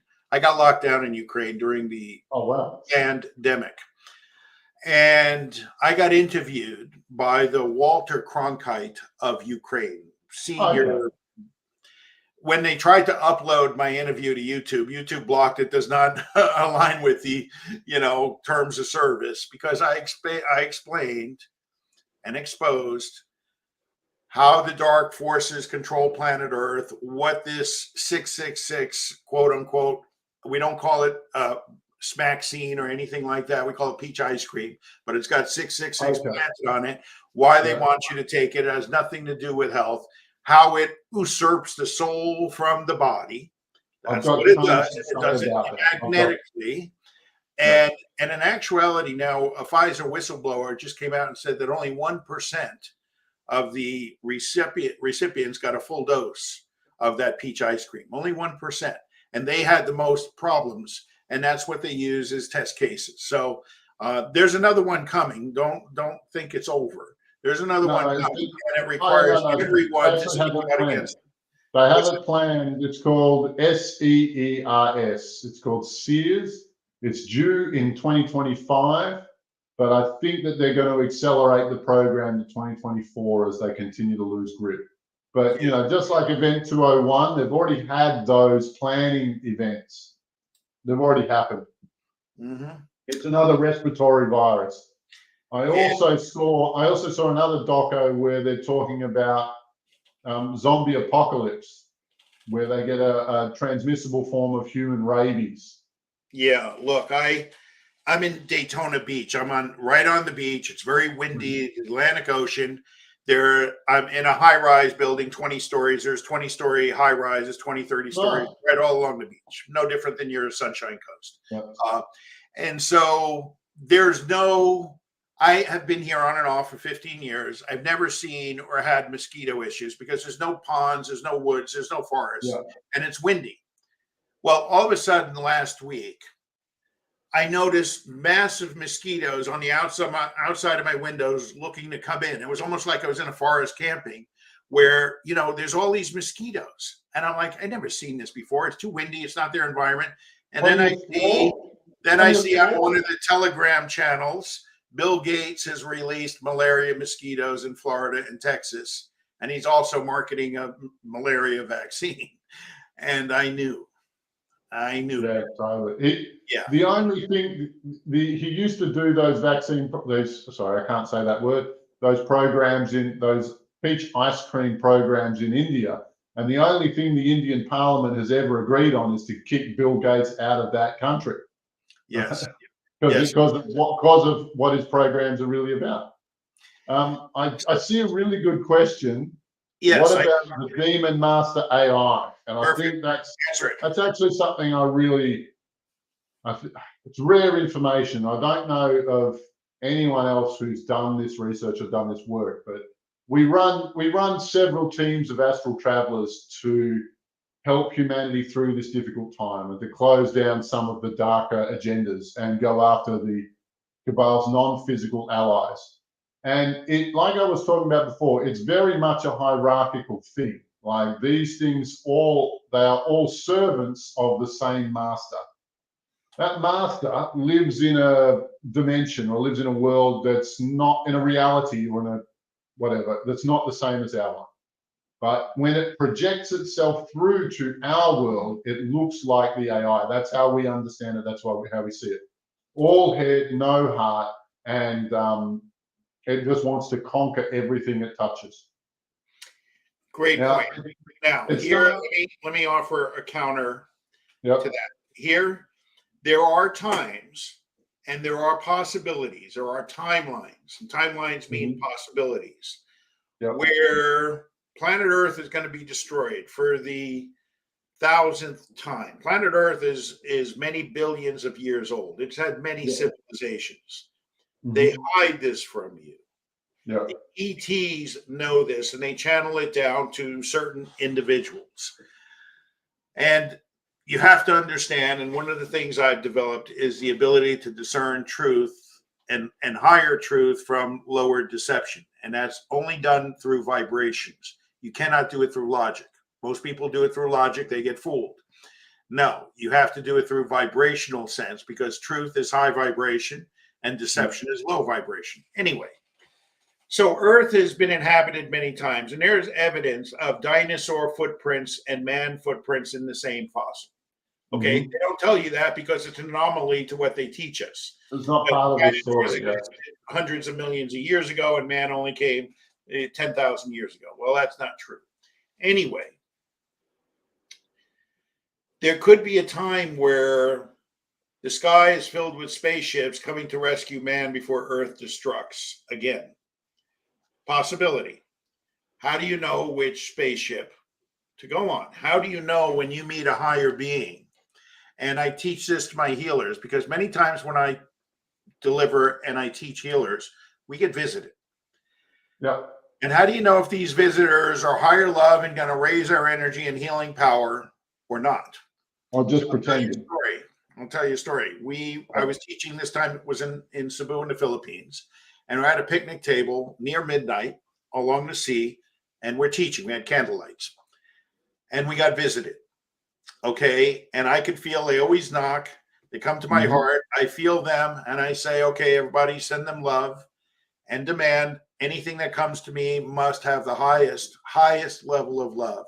Come on in. And they come in and the place floats up and we all feel empowered. It's incredible joy. You feel them around us. You can't see them visually, but you sense them. Long story short, 2 nights in a row that happened.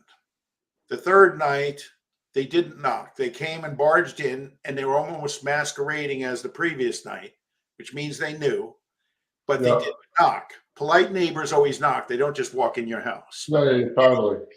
And I demanded, they're trying to barge into the party, and I demanded no one comes unless they align with the highest levels of love, and they left.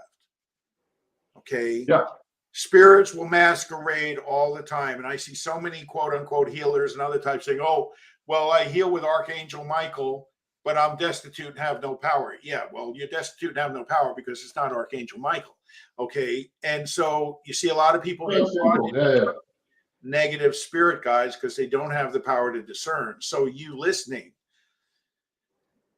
you send love, you demand the highest levels of love, not just love, because any witch loves her children. She may not love your children or the other neighbor's children. She might love the flavor of your children. Correct. But she's not going to love your children the same way she loves her own. So you have to demand the highest levels of love, and you send love. If you get love back, you know you're dealing with love. If you send love, and this is with your speakers and favorite authors, most of which are fake, you send love to them, and it could be their image on the internet. It doesn't have to be them standing in front of you. You send love with your mind empty. If you're hypnotized by them, you can't do this because you're already brainwashed. And they're already inside the castle walls. If you let them inside the castle walls, they can do whatever they want there. Correct. So you send love. If love comes back, you know they're aligned to the highest levels of love. If you send love and it feels like it's just going and nothing's coming back, then you know they're not aligned with the highest levels of love.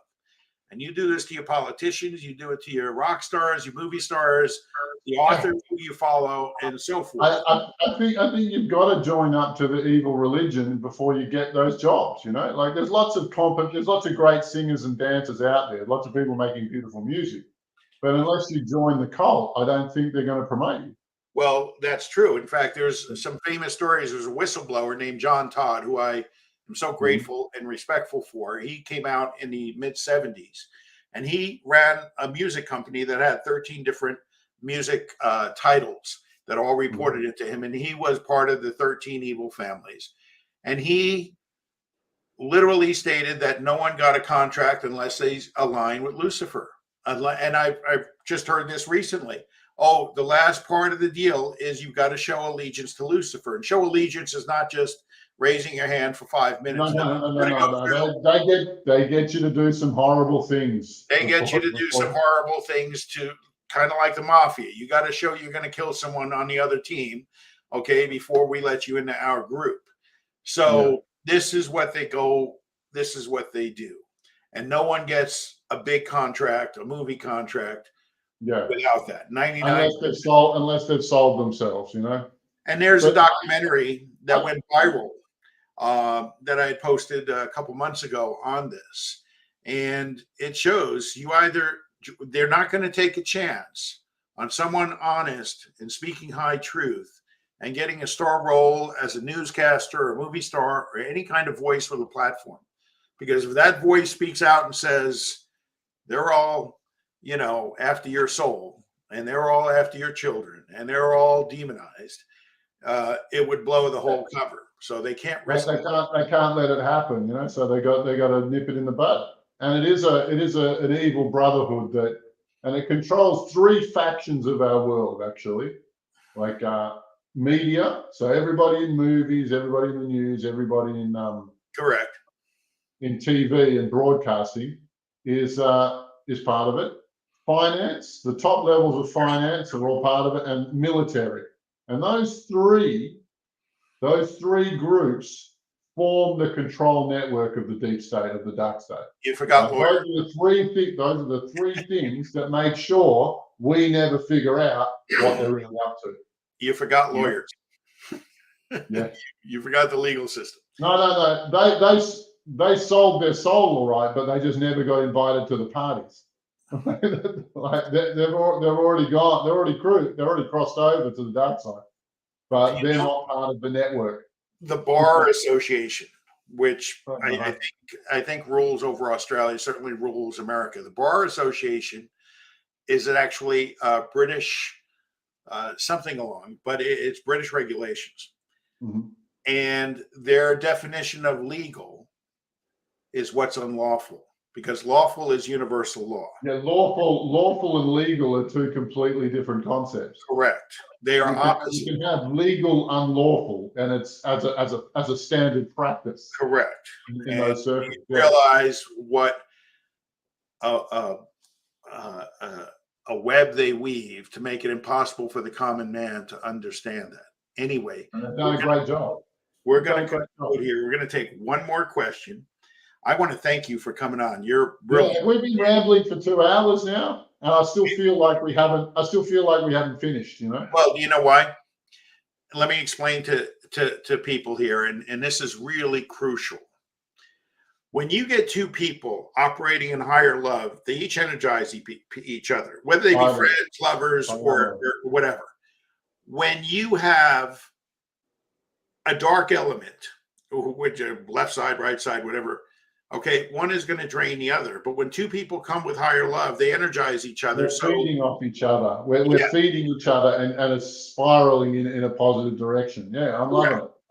So I don't get to share much of this stuff in my day-to-day life. So it's nice to be able to tell, well, the world, so to speak. You know, this is the number one problem. This is the thing that even in spirituality, even in the New Age movement, nobody talks about these non-physical bad guys, because they are the actual problem. They are the biggest problem we have. That is the backbone of everything that's going wrong on our planet. Any large organization will be corrupted. Yeah. Okay. So whether it's New Age, can't talk about have you ever heard of the $100 million club? No. Would you like to hear about the $100 million Tell club? me about the $100 million club. Okay. So once you make $100 million, right, you have power and influence and resources, and you have the capacity to start shaping the world. It's within you to start creating programs and initiatives that make Earth a better place, right? Because you have the money and the power to do so, right? Sure. Now that's the moment where they come to you, and they'll either invite you to the Playboy Mansion or to Epstein Island. They'll get dirt on you, or they'll figure out that your family is your weak spot. You love your family too much, and you won't let them be risked, or your career, or your family, your public name, or whatever it is that's important to you. They will threaten that, and you have to join the club. You have to join the Illuminati. You have to be part of it. Otherwise, they will destroy you. And so people go along first reluctantly, and then after a few years, it's just part of their life that they live in. All of their friends, their network is all there. And and if you're a businessman who's made $100 million, you go into those rooms, and people will make deals with you. Your new group of friends will make you heaps more money. That's for sure. Right, but that's what happens when you get to $100 million. So it's not just media, finance, and military. It's also our captains of industry get co-opted. I'm glad you brought that up. And one of the ways you can see is when the peach ice cream mandate came out, and they wanted everyone to take this peach ice cream. Everybody sang the same song. Everyone with rare exception, and that rare exception got immediately silenced. You never seen them come out and say, "Don't take the peach ice cream." You've seen idiots like Arnold Schwarzenegger say, make everybody take it and so forth. That's because they've sold their souls. And he is a classic example. That's why he became governor. Okay. Yeah, he wasn't going to get that job unless he was already be a leading man. He was a poor weightlifter. Okay. A good one, obviously. Oh, look, come on, he looked fantastic in Conan the Barbarian. They wouldn't let him wear a shirt for the whole movie. No doubt talented, right? They're all talented. Yeah. And that $100 million club is a great example that we're going to conclude on. So, everybody, I thank you for watching. Alobar Jones, Alobar Jones on YouTube, on Facebook. I'm at Strachar. Thank you for coming. And stay tuned. HealingGenius.com. HealingGenius.com is my website. And I do healing. We both remove entities. And, we each have I think the word is we solve apparently unsolvable problems. Yeah. That's what we're good at. I also do trainings. You should have, if you want to see what my trainings do, I take people from zero to the tippity top of the game. Go to my website, alobarjones.com, put your email I will have a page called Astral Travel Training, and there's an email receiver there. Put your name in there and you will be invited to the next round of the next intake for my courses. Wonderful. Wonderful. Yeah. Okay, so let's finish on a little high energy prayer. All right, I'll call it a prayer, but it's really a high energy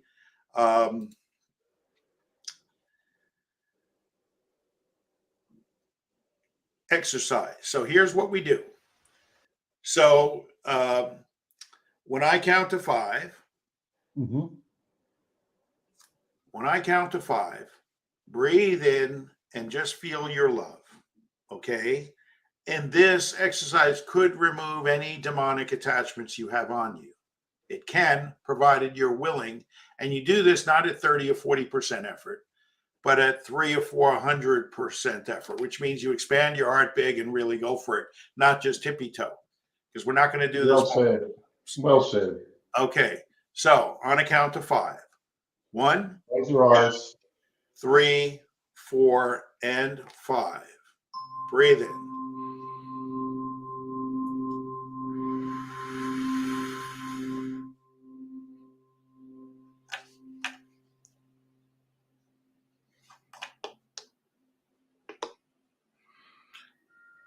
Expect nothing. Empty your mind. Empty so you don't block yourself. And just feel your love and allow your love to expand. Literally hold your left hand up and your right hand down, and let's hold hands virtually, as if we're in a big picnic.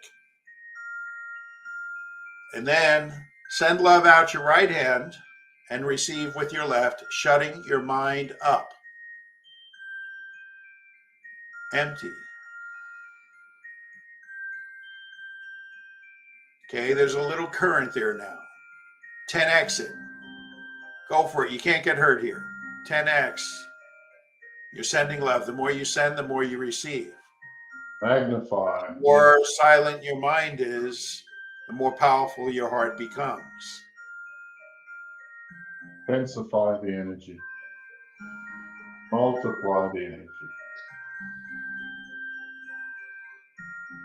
Beautiful. Alobar, I want to thank you again. AlobarJones.com. What a pleasure, everybody. HealingGenius.com. Folks, thanks for coming on. Thank you, Alobar. Wonderful. May the force be with you all. Okay. Take care. Bye-bye.